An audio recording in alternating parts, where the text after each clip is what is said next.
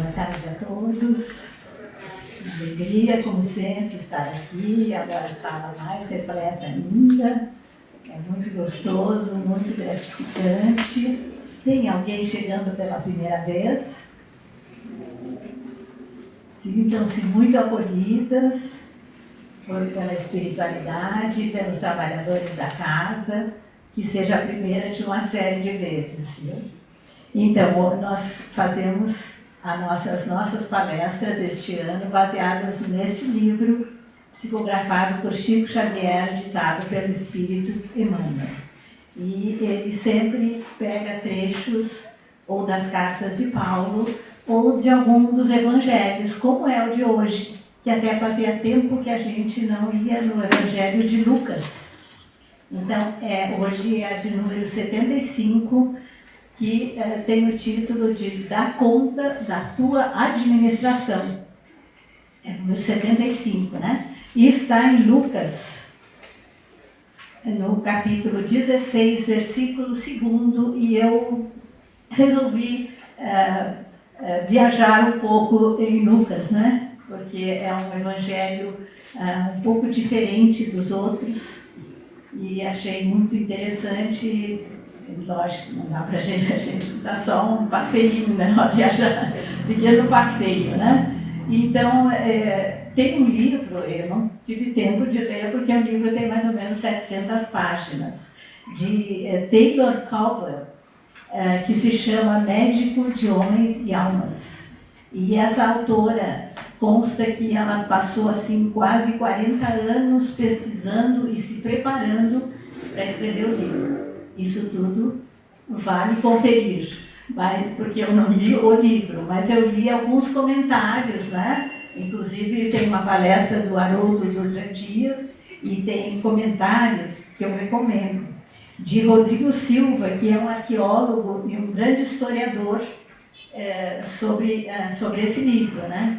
Então, Lucas era um grego, aí já fica a diferença dos outros evangelistas, não é? Ele era de uma família importante, morou em Roma, consta que ele era de uma beleza como Apolo, mas ao mesmo tempo ele era uma pessoa simples e humilde, né? Porque às vezes pessoas lindas como Apolo podem se achar.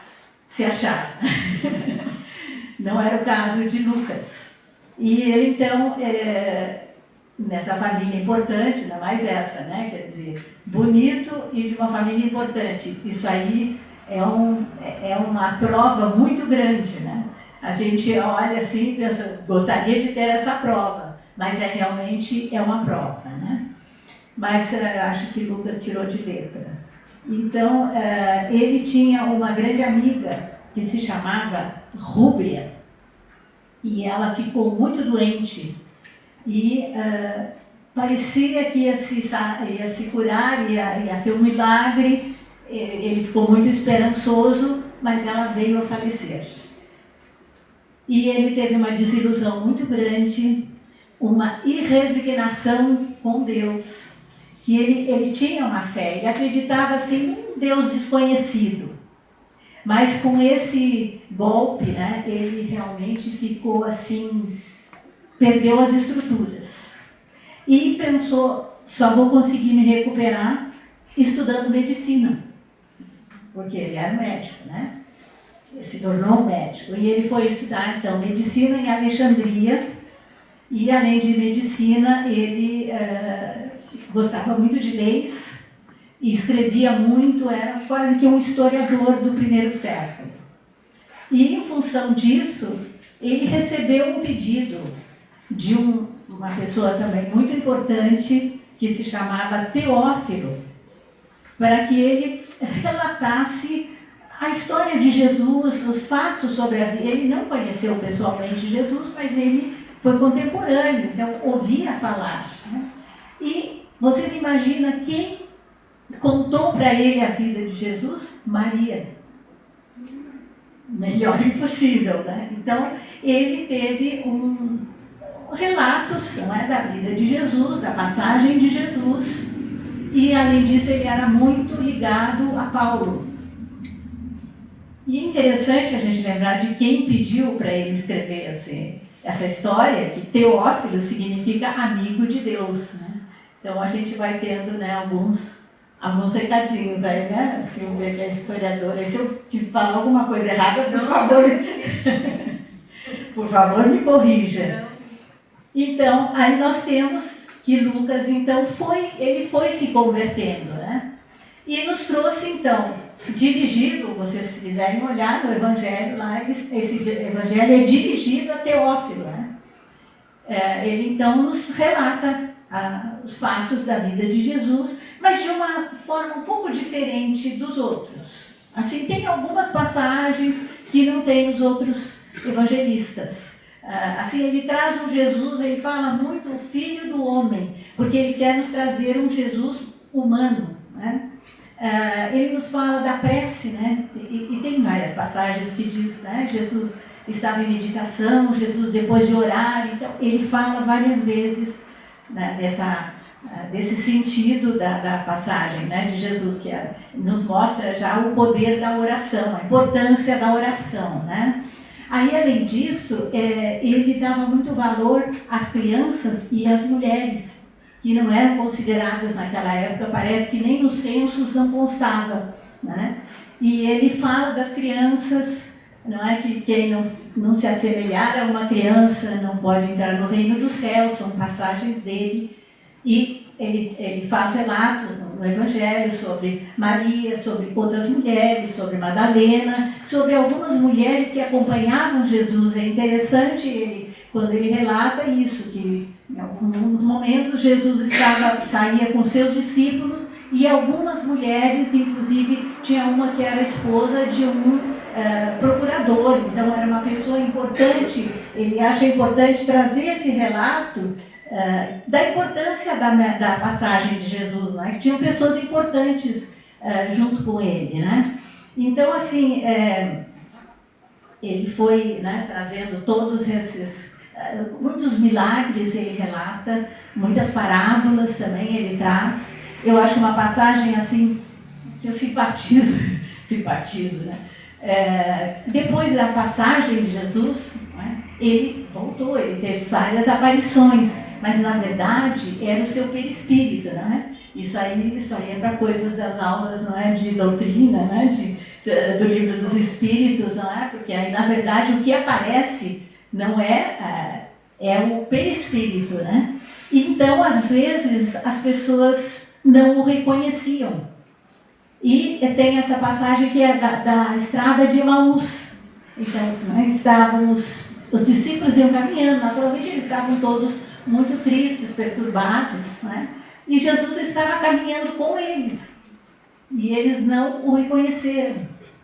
Aí foi o próprio Jesus que se identificou, né? Claro, ele tem aquelas outras passagens de Tomé, que não acreditava, precisava ver as chagas de Jesus, né? Então essa é uma das passagens interessantes que Lucas nos traz. Então realmente ele é um evangelho assim, muito caloroso, muito reconfortante, talvez por esse lado médico, né, dele, né?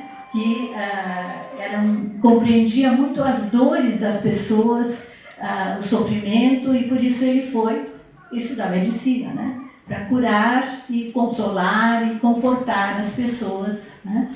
Mas ele também nos fala, como nessa lição aqui, que nós temos várias missões na vida, né? Então, essa questão o título é administração, parece um título meio assim, não é de escritório, de grandes empresas, mas é administração de tudo na nossa vida. Que em alguns momentos nós somos, digamos, servidores, mas em outros momentos nós administramos, né, a nossa própria vida, os nossos bens, não é? A nossa família. Então, em alguns momentos nós somos administradores, não é? E é nesse sentido que ele diz lá nessa parte: dá conta da tua administração. Porque quando nós acabarmos a nossa estrada, né, passarmos para outra dimensão, aí nós vamos ter consciência do que nós fizemos, ou principalmente do que nós não fizemos, né? Que Chico Xavier fala muito, que aí o espírito se dá conta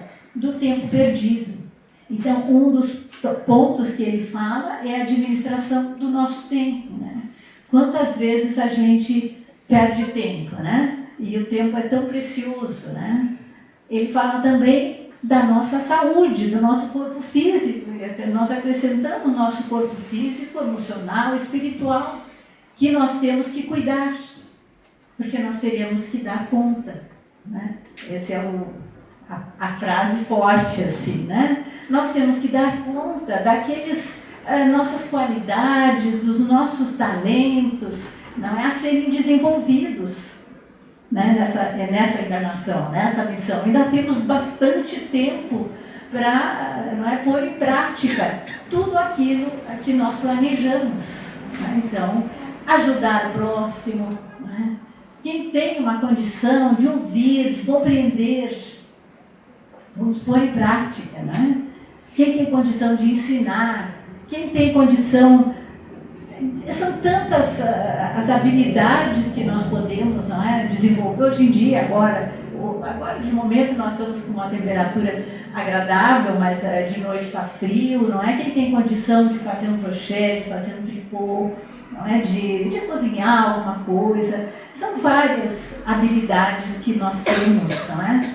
A serem trabalhadas, desenvolvidas. Então, é nesse sentido, esse recado muito singelo de Lucas, não é? Que também para a gente lembrar que Lucas é luz, né? Então ele é uma luz aí, nos alertando de que nós temos que descruzar os braços, sair da zona de conforto, não é? Não ficarmos como aquele servo da parábola dos talentos, né? Que enterrou o seu talento, né? Um servo, para a gente só relembrar, uns servos receberam 5 talentos, outros receberam 2 talentos e um recebeu 1 talento, mas de acordo com as suas capacidades, não é? Então, em algumas interpretações, consta que ele olhava, bem, mas eu só recebi 1 talento, os outros receberam muito mais, por isso que eles podem duplicar, não é? Mas ele, mesmo tendo recebido 1 talento, que na parábola se refere a uma moeda, não é? Mas isso nós trazemos para os nossos dias e se refere a todos os nossos pendores, nossas qualidades, nossas possibilidades, que nós não podemos enterrar, não é? Porque aí enferruja e não serve para nada, é uma perda de tempo, né? Então, é isso aí para a gente refletir o que ainda podemos fazer, né? Como na passagem da multiplicação dos pães, em que Jesus chega, não é? As pessoas tinham passado o dia inteiro, estavam com fome, já era tarde, até elas chegarem em casa, elas, não é, para se alimentarem. Então, o que ele pergunta para os discípulos: quantos pães vocês têm aí nas cestas? Que é para mostrar também que ele queria uma participação deles, não é? E aí, além disso, as pessoas compartilharam aqueles pães. Por isso é que se fala na multiplicação, né? Então, é isso que nós temos que pensar. O que nós podemos fazer? Por mais simples que nós achemos que é a nossa contribuição, ela sempre será muito bem-vinda e será multiplicada, né? E é por isso que aqui no final da lição, ele nos diz, olha que bonito: que fazes, portanto, dos talentos preciosos que repousam em teu coração, em tuas mãos e no teu caminho. Então vamos pensar bem, né, quais os talentos que nós temos para trabalhar, para desenvolver, para colocar vitamina neles, não é? Para que a gente tenha uma encarnação produtiva, fértil, fecunda. E que assim seja. Muito obrigada.